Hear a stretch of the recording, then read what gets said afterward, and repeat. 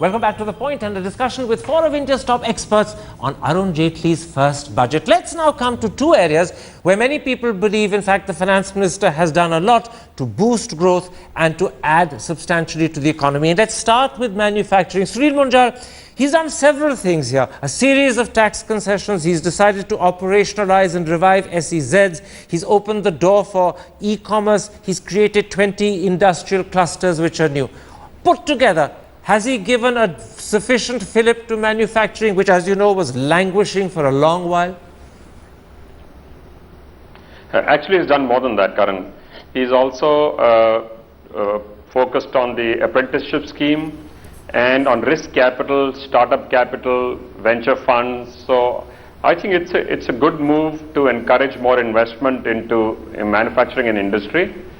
And I hope they will do the other things that you were talking about before the break, which makes existing operations easy to manage, like labor laws, etc. as well. But I have to say that there's a lot of good stuff in there. In the absence of early decisions on things like labor law, because you mentioned that in particular, how slow will be the growth and fillip to manufacturing? Or do you think that's not really necessary? I think it's necessary to get to where we want to. But the announcements that he has made are actually all good. So they will certainly add to the incentive to invest, incentive to grow. But don't forget, the manufacturing and industry grows when demand grows. At this moment, we have been in a very strange situation where, because of high inflation coming from the supply side, we've actually raised interests. And because of interest, we've actually also dampened demand. So we have been caught in a strange cycle in the last couple of years. We need to find a way, and he's betting on this growth, by the way, and that's what he said right from the beginning, that we are focused on growth and at the same time on managing government's expenditure better. So the growth will come from industry. Nainan, one of the things he's done is to open the door to e-commerce. He's indicated, in fact, if I heard his speech correctly, that there was no second clearance necessary for it. There's a certain amount of speculation about what sort of FDI levels would be permitted, but some people are talking, I'm not sure how accurately, that it could even be 100%. A, how happy are you with that particular move? And B, could this be a sort of backdoor for FDI and retail as some people are interpreting it? I would doubt it, but you know, Mr. Modi himself has talked about e-commerce and why it should be stopped. So I think that falls into a thing. They are very hot on this whole digitization, digital activity and all that. So that falls into a pattern. But if I can come back to your question on manufacturing, I agree with Sunil that he's done a lot. In fact, he's done an extraordinary amount. He's done a great deal on for textiles and garments. He's tried to encourage the manufacture of a lot of electronic stuff by raising the import duties and kind of give a little more protection. But all of this, I think, falls short of what you need to do. So it is necessary but not sufficient. Where's it fallen short? Because you also need the efficient transport systems. You need assured electricity at reasonable rates. You need efficient ports. You need the whole ecosystem to be efficient. Now, the option to doing that is to say, let's at least make the SEZs function in that way. So there is an attempt to get there, but until you build these corridors and freight corridors and industrial corridors and smart cities, I don't think you're going to get the critical minimum level of action that you require for there to be a real leap in manufacturing, including labor policy and land policy and all that. So there's about 20 things you need to do. He may have done 3 or 4 or 5, but there are 20 things to do. So what you're saying is that this is an important part of the jigsaw, but until the rest of the jigsaw fits in, you won't actually get it. You won't see a quantum leap of the kind you need. On that particular point about SEZ, Subhashish Gangopadhyay, how important a measure is it if he succeeds in operationalizing them and reviving them? Because it was an idea that UPA came up with and UPA really wasn't able to take it very far.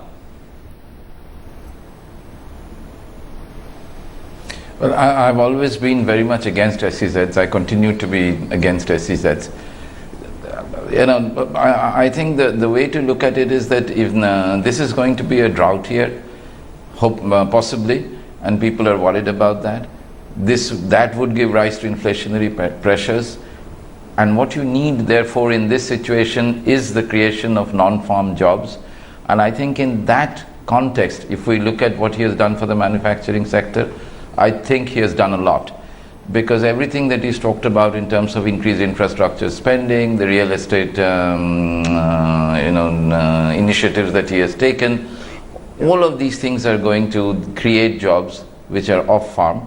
However, I do agree with Nainan that to maintain this, to sustain this, and to make it into a real boost for generating new jobs, we need to do the other things also, which have been started this year, but hopefully if they're continued for some period of time over the next few years, then we'll be able to get the manufacturing sector up and about. Very quickly, in a really short answer, just out of curiosity, why are you against SEZs? But give me really a short answer, because I don't want to get deflected.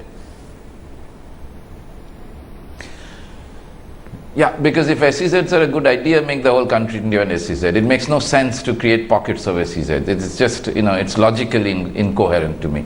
All right, many would hope that in fact he could make the whole country into SEZ, but I take your point. Narendra Modi, let's come to the other area where many believe he's given a very effective fillip and a great boost, and that's infrastructure. You have tax concessions for infrastructure and real estate investment trusts, smart cities into which he's going to put over 7,000 crore, 15,000 kilometers of gas pipelines by PPP, 37,800 crore on roads and highways, and quite a lot of emphasis on ports, which people haven't even talked about for a while. Put together, would you say that infrastructure is perhaps the single biggest boost area of this budget? It certainly is in terms of announcement. The issue in infrastructure for us has always been as a country on execution. And it's going to be critical to see how this infrastructure thrust plays out. It's critical. It will clearly yield multiple dividends for us, because it's not just the sheer spend itself, but the multiplier effect that it has in terms of enabling industry and ensuring that we can be more competitive as a manufacturing base for those products that have to move along that infrastructure. So it's a great move. In fact, it doesn't stop at just announcement of policies. There's talk about the financing of it, a very intelligent move of enabling banks to borrow long term.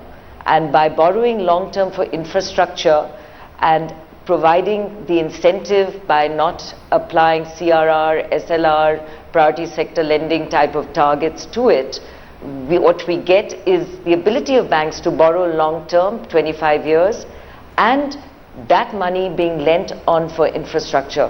So the financing therein is, in fact, I would say almost as critical as the project itself. And that too has been when we embark on this journey. Okay. Let me pick up on the last part of what Narendra Modi said. It reminded me of what you said right at the beginning when you were making your general comments, that a lot of this budget depends upon delivery, or whether he can actually implement what he's talking about. Only then would it be a good budget. Do you think infrastructure is one key area where in fact the great boost that he thinks he's given depends entirely on whether he can deliver and implement what he's talked about? Yeah, Karan, let's look at the macro picture. Total capital investment financed out of the budget is barely 2% of GDP. The subsidy bill financed out of the budget is 2.5% of GDP. The government does not have the money to invest in a range of projects. You saw it in the railways, you're seeing it in all these things where if you say, now I want to build a gas pipeline or an oil pipeline or a port, I need PPP. The government doesn't have the money. You're not going to get the money until you cut the subsidies. The government has done nothing in this budget to cut the subsidies. In fact, it has increased the subsidy bill compared to February, the interim budget. So if you want the macro investment story in infrastructure to change, you have to find the money. Either you get more tax revenue, he's already assumed tax buoyancy, so you can't do more than that, then you cut subsidies. Or you're not going to have the money. Isn't there a third option? No. Invite the foreigner. Well, you can raise a deficit. What about inviting FDI? No, but that's not government spending. You can invite FDI. I don't need a budget to invite FDI. If you're looking at the budget as an instrument for doing all these things, then the government must have the money in the budget. At the moment, it's all going into subsidies, it's not going into investment. In which case, the natural question is, how seriously do you regard what he said about infrastructure? Or do you think it's simply wishful talk? Well, they're trying to square a circle by saying, I'll do PPP, I'll do FDI, like they did in the railway budget. It's not going to happen. Do you seriously expect serious FDI into railways or PPP? Every second PPP project is in some dispute. Is there a set of things that he can do to ensure that the PPI problems, the PPP problems are Yeah, actually he's resolved? announced some initiative to try and streamline this whole PPP thing, and they've announced. So, I mean, he's trying to get around all these issues, and they're opening But that's up another for commission FDI. he's created to get over the problem. It's an institutional creature called some name he's given, I forget what it is, but he's trying to deal with it. Maybe it'll work out, but if you can't work those out, I mean, essentially the money today is with private corporate sector. It's not with the government. If your government wants to do it, then it has to address the subsidy problem, otherwise it doesn't have the money. You've just heard a very important note, not of caution, but actually of outright skepticism, Sunil Munjal. And many would say, when you think analytically about what Nainan has said, Nainan is probably right. How do you respond to that skepticism? Or do you agree with it? First, I think public-private partnership is actually the way to go. And as a nation, we are not unique in trying to do this. It's worked all over the world. Our experience in India, however, has been very mixed. We've had some good projects like the Delhi-Mumbai airports. We've had some projects which have had massive problems. In fact, some have failed. Many of our private players in the road projects want to step out. I think there are two problems there. One is the structure and how it's designed. Second is the concession itself and how they are given out. We need to have a transparent, objective method of giving out these concessions. And we also need to redraft the concession agreements themselves, which is what I presume he's referring to when he's... So I have a slight difference from what Nainan is saying. I think this is a very real possibility, because even the private sector is looking for opportunities to invest. They want opportunities where there is growth. Okay. At this moment, they have been scared to invest because you could not get long-term funding, and the concession agreements, many of them have fallen foul of the law itself. Nana Lavkavai, let me, and time is unfortunately our enemy, broaden the discussion a little, because what we're talking about, the sort of problems that would affect his infrastructure boost, the sort of things that would improve the PPP participation, is in fact ease of doing business. Very quickly on that, do you think this budget has increased ease of doing business in India? Has it raised hopes without delivery on that front, or has it left that situation really unaffected? See, when we talk of ease of doing business, Karan, there are many, many areas there. One which has been a real issue for industry has been tax. We've discussed it to some extent, but clearly the intention here is clarity in terms of tax going forward. The FDI that comes in wants that clarity, domestic industry wants that clarity. Another area which is addressed is there are a number of suggestions which we made through FICCI on inverted duty structures, and all of those have actually come in here. So there is a desire to clean up what can be, which is the softer side of enabling industry, which is not the hard infrastructure pieces, but how customs is administered 24/7 is now one of the missions, how tax is administered, how e-governance is in fact made available. And there's again, I think I read somewhere that they are putting all interministerial issues I must onto ask you to be short in this answer. e-platform by 31st December. So it is these areas as well that help and that are very important to be addressed. One last question, Subhashish Gangopal, then I'm moving away from ease of doing business, I'm moving away from manufacture, I'm moving away from infrastructure. There's no doubt that he's done what he could in difficult circumstances to help individual taxpayers. The personal exemption is raised, greater tax exemption on home loans, ATC exemptions have gone up. But he's really hit cigarette smokers viciously hard. Excise duty on cigarettes has gone up from 11 to 72%. That's an increase of almost sixfold. Is that fair?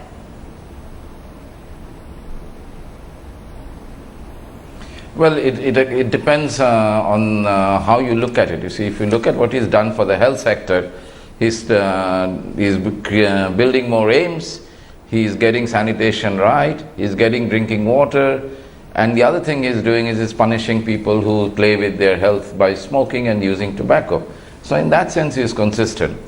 But if you look at the smokers, he's obviously been unfair.